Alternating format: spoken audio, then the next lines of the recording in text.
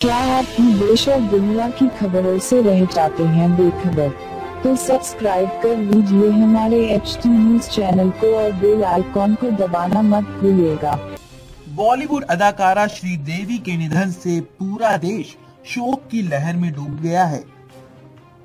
श्रीदेवी की मौत किस वजह से हुई, इस पर अभी तक सस्पेंस बना हुआ है, लेकिन फॉरेंसिक रिपोर्ट में खुलासा हुआ है कि श्रीदेवी की मौत बाथ टब में डूबने से हुई थी। यूएई के गल्फ न्यूज के मुताबिक श्रीदेवी शराब के नशे में थी और बाथ टब में गिर गई, जिससे डूबकर उनकी मौत हो गई। इस रिपोर्ट में कई और अहम बड़े खुलासे सामने आए हैं। जी हाँ, इस वीडियो में हम आपको फॉरेंसिक रिपोर्ट की 5 बड़ी बातें बताएंगे।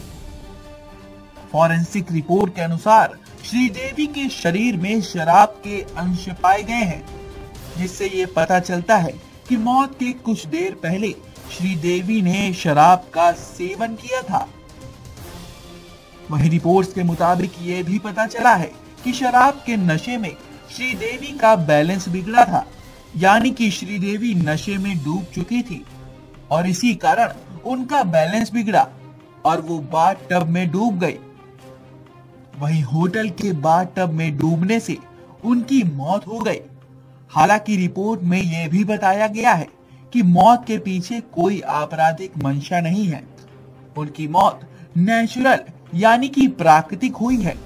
वहीं मौत के हालात जानने के लिए दुबई पुलिस ने जांच जारी कर दी है और वो बोनी कपूर से पूछताछ भी करेंगी। आपको बता दें कि पुलिस इसकी भी जांच कर रही है कि जिस समय श्रीदेवी की मौत हुई उस वक्त उनके साथ कोई था या नहीं। सूत्रों के मुताबिक पुलिस श्रीदेवी के कॉल डिटेल्स भी खंगाल रही है। वहीं अस्पताल की तरफ से सारी औपचारिकताएं पूरी हो गई हैं और डेथ सर्टिफिकेट को भी जारी कर दिया गया है।